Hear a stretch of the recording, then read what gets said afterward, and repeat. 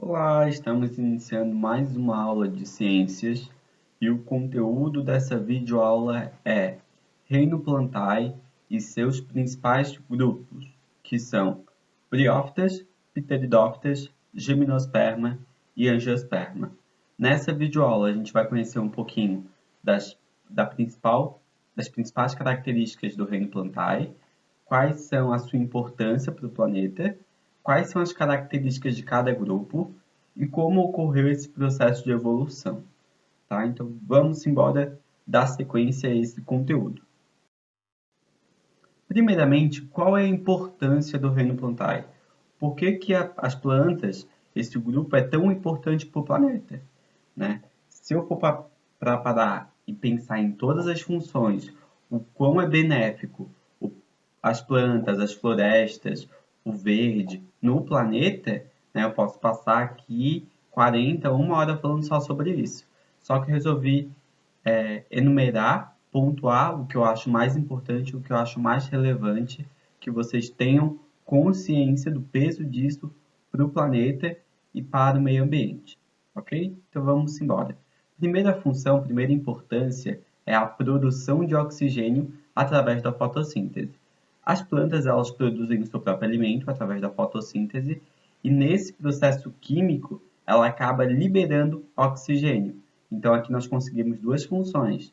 Elas retiram o gás carbônico que está na atmosfera, o excesso de gás carbônico, e ainda transforma isso em oxigênio. Tá? É claro que as plantas, além de elas fazerem esse processo de fotossíntese, elas vão também absorver o oxigênio do planeta, da atmosfera, para realizar a respiração celular. Então, ao mesmo tempo que ela produz oxigênio, ela usa oxigênio também. Por isso que tem um grande erro de acreditar que a floresta amazônica ela é o pulmão do mundo porque ela produz oxigênio. Né? Ela é a principal fonte produtora de oxigênio do planeta.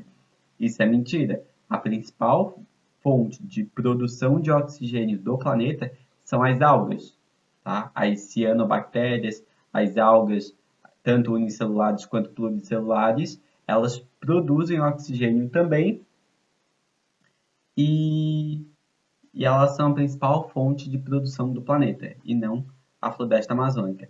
Só que ainda assim, a floresta amazônica ela tem um papel totalmente importante, tanto para o planeta, tanto quanto para o Brasil. Quais são os outros papéis que tanto a floresta amazônica ou as outras florestas, como a Mata Atlântica, fazem no ambiente, no meio ambiente?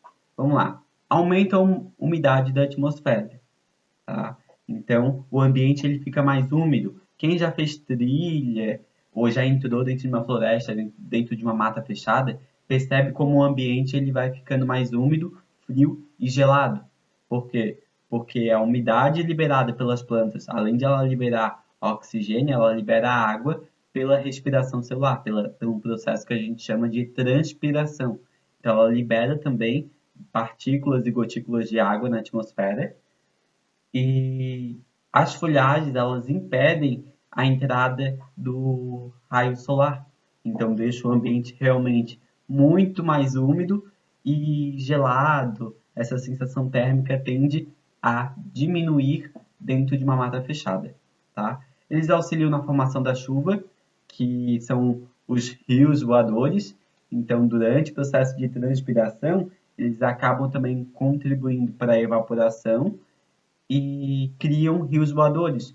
Então é como se fosse as florestas, a Amazônia ela tem um grande papel nisso, que é toda a evaporação causada pelaquela floresta, ele consegue transportar aquelas nuvens para outros estados e municípios, contribuindo para que a chuva chegue até nesses locais. Então elas têm uma contribuição muito importante, tá?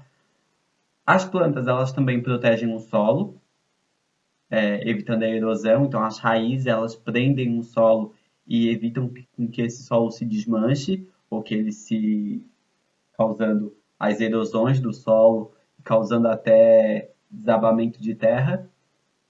Elas servem de habitat para os outros seres vivos, né? Então, tanto uma única exclusiva árvore, tanto quanto uma floresta. Ele vai servir de habitat para diversos seres vivos.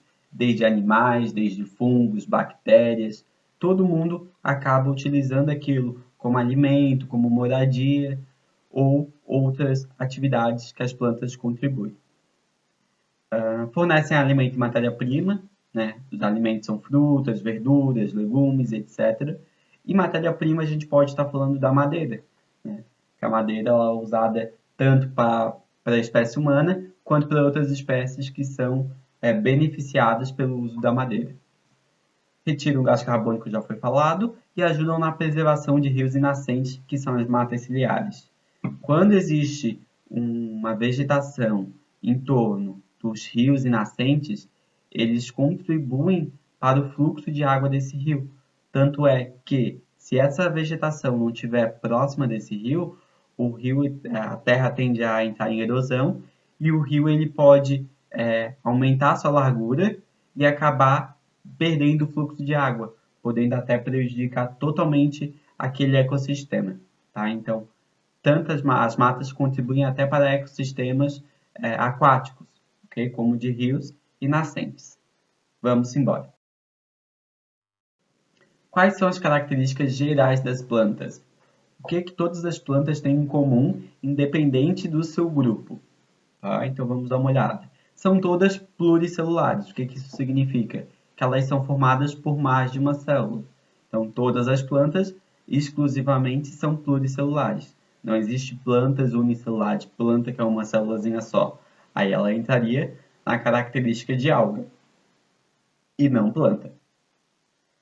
São seres eucariontes. O que significa isso? Que na sua célula ela possui núcleo. É uma célula que tem núcleo e dentro desse núcleo tem material genético. Tem o nucleolo, material genético e outras proteínas. Tem estruturas celulares exclusivas. Quando a gente analisa a célula vegetal, a célula das plantas, a gente encontra 3 estruturas que só existem nesse tipo de célula. Quais são elas? O cloroplasto, que está identificado em verdezinho ali na imagem ao lado. Então, aquelas estruturas celulares são os cloroplastos e eles vão ajudar no processo de fotossíntese. É nesse cloroplasto que vai acontecer a absorção de luz solar e a transformação química desse processo para poder gerar energia. Vacúolo são bolsas que carregam líquidos, proteínas e vitaminas para a célula vegetal. Então, quando ela fica muito tempo sem receber água, ela acaba utilizando dessa reserva do vacúolo, essa água, esse líquido, onde se encontra proteínas e vitaminas para que a célula não morra e continue exercendo sua função. E ela também tem a parede celular, que ela vai dar uma rigidez, ela vai dar uma estrutura, uma forma para a célula vegetal e também vai ajudar na proteção. Então, além de ter a membrana plasmática, ela tem a parede celular, que ela vai revestir, dar forma e rigidez para as células vegetais, ok? E por último, elas são autotróficas. O que significa isso? Que elas produzem o seu próprio alimento. No caso das plantas, elas fazem isso pela fotossíntese, ok?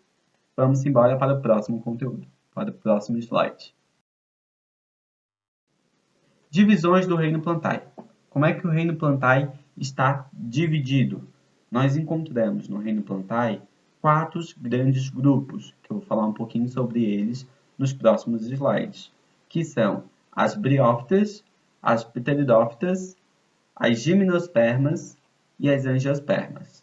Então, esses são os 4 grupos. Acaba sendo muito mais fácil do que o reino animal, né? Porque o reino animal tem 10, 13 filos. E aqui no reino Plantae, não. Aqui no reino Plantae nós só encontramos 4 grandes grupos. Vou falar um pouquinho deles para vocês agora.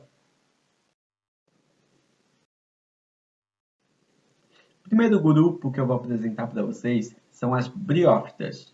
As briófitas, elas são o primeiro grupo de plantas que surgiram no planeta, porque até então existiam algas unicelulares que já faziam um processo de fotossíntese, assim como cianobactérias, só que as primeiras plantas que surgiram no planeta foram as briófitas. Por isso, elas são plantas simples, elas não têm tantas estruturas como as plantas que eu vou seguir com os grupos que eu vou seguir nos próximos slides. Então vamos ver um pouquinho o que são as briófitas, como é que elas são formadas, quais são as estruturas que a gente encontra nela e quais são os seus principais representantes. Vamos lá. As briófitas elas são de porte pequeno, pois são avasculares. O que significa isso? Que no seu corpo, no corpo da planta, a gente não encontra vasos condutores de seiva, que o que seria nos seres humanos como os vasos sanguíneos. Então, nas plantas, elas não têm vasos que vão carregar líquidos ou proteínas ou a seiva, que é onde vai se encontrar a glicose que vai fornecer energia para toda a planta. Tá, professor? Então, como é que ela faz esse transporte de vitaminas, de proteínas, de nutrientes? Ela vai fazer célulazinha por célulazinha. Então, uma célula que tem esses nutrientes vai passar para outra célula, e essa célula vai passar por outra, e assim elas vão transportando os nutrientes. Elas não têm um tubo, um vaso condutor que vai transportar isso, tá? Elas possuem gametas, que são as células sexuais, que significa a forma que elas vão se reproduzir, tá? Então, o masculino vai se fundir com o feminino, formando ocorrendo a fecundação e formando um novo ser vivo. Só que nas briófitas, os gametas eles precisam de água para se locomover. Então, eles precisam de um ambiente bem úmido, um ambiente que tenha água, para que essa fecundação ocorra e a espécie continue crescendo e se desenvolvendo. Ok? Então, por isso que as briófitas, a gente só vai encontrar elas em ambientes úmidos, sombreados ou ambientes que tenham uma grande quantidade de água. Ok? E elas não têm raiz, caule, folha, semente, flores e frutos. Tá, professor? Então, as imagens ali, o que eu estou vendo, aquilo ali não é um caule, aquilo ali não é uma folha, é uma estrutura que ela se assemelha, tá? Mas ela não recebe o mesmo nome, a mesma nomenclatura. Porque quando a gente passa para ver ela muito mais de perto, utilizando o microscópio, observando o tecido, a gente consegue encontrar diferenças.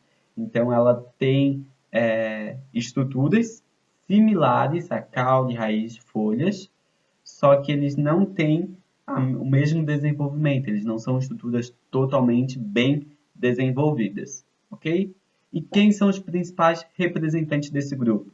Os musgos, que a gente consegue observar praticamente em todo o ambiente, né? Em cantos de calçada, a gente observa. Por que em cantos de calçada? Porque é um ambiente, eles ficam em frechas, né? Então são ambientes que não vão receber tanta luz do sol, eles vão ficar na sombra, e por estar em frechas, em cantinhos de calçada, eles acabam tendo um acúmulo de água da chuva, então fica um ambiente úmido para eles crescerem e se desenvolverem.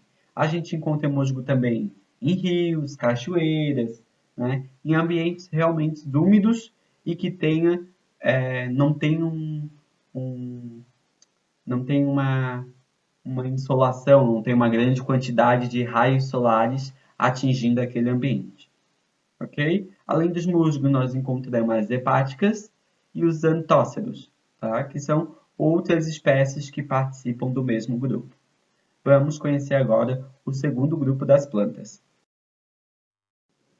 O segundo grupo das plantas, a gente fala das pteridófitas, que na verdade elas têm algumas características parecidas com as briófitas, mas elas também evoluíram. Então, ela é uma evolução. Quando a gente vai estudar ali no último slide a evolução das plantas, a gente percebe que as samambaias elas são um pouco mais evoluídas.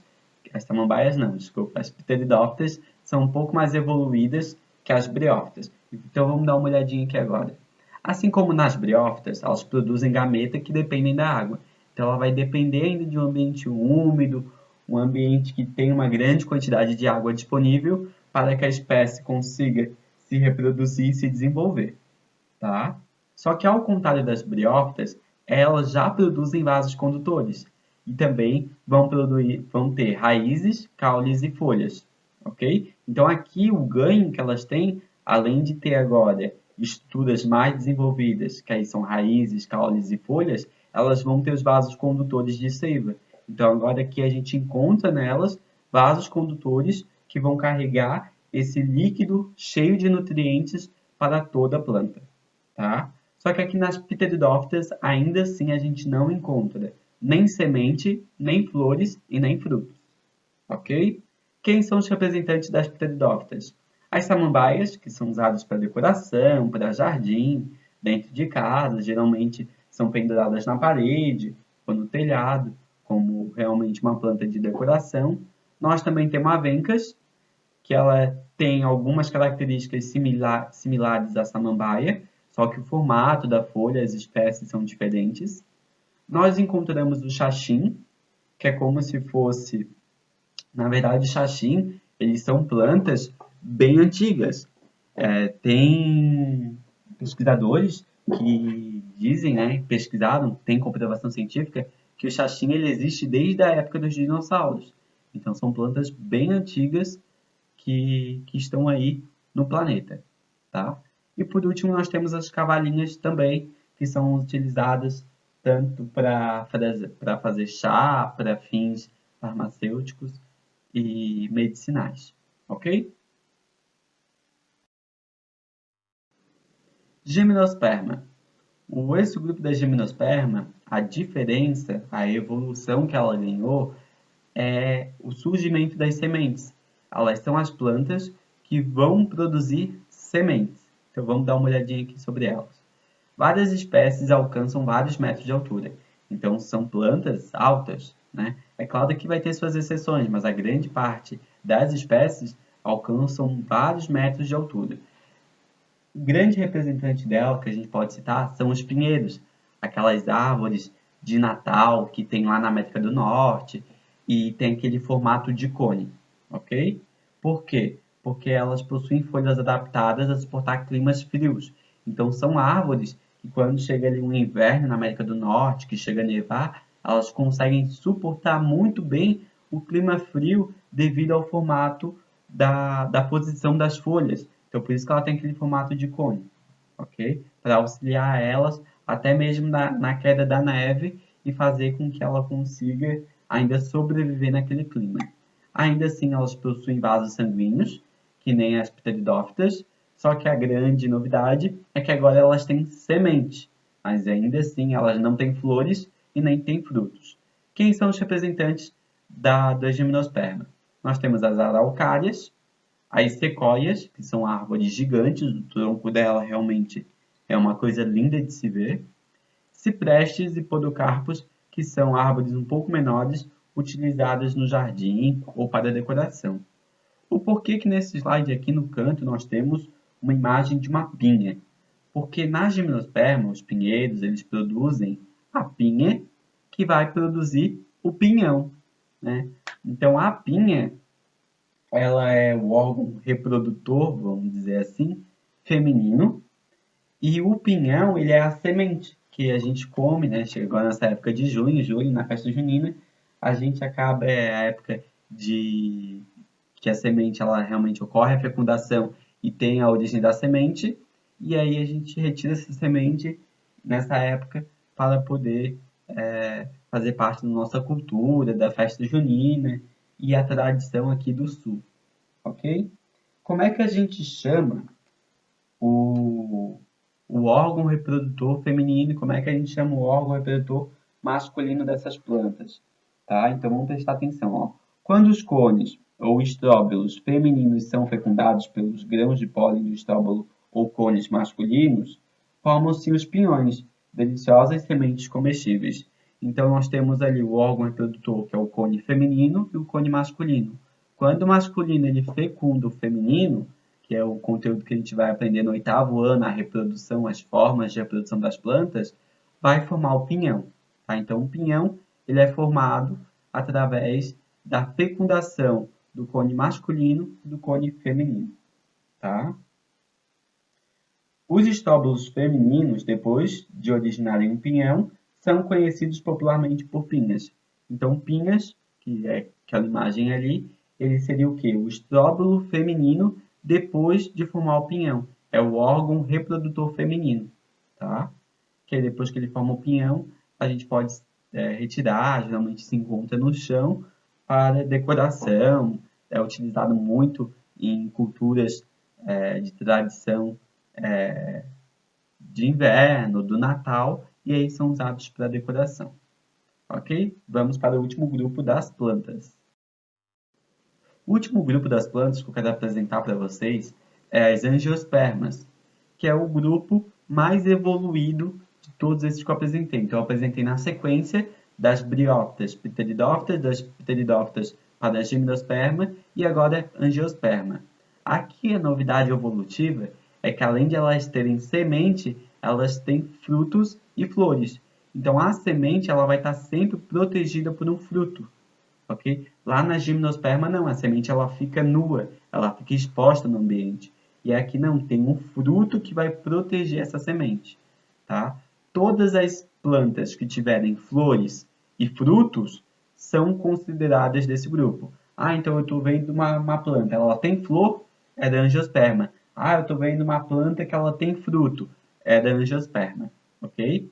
É uma característica de todas as plantas que têm essa características participam desse grupo. Tá?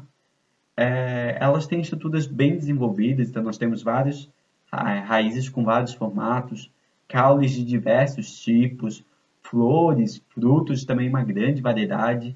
E isso vem por quê?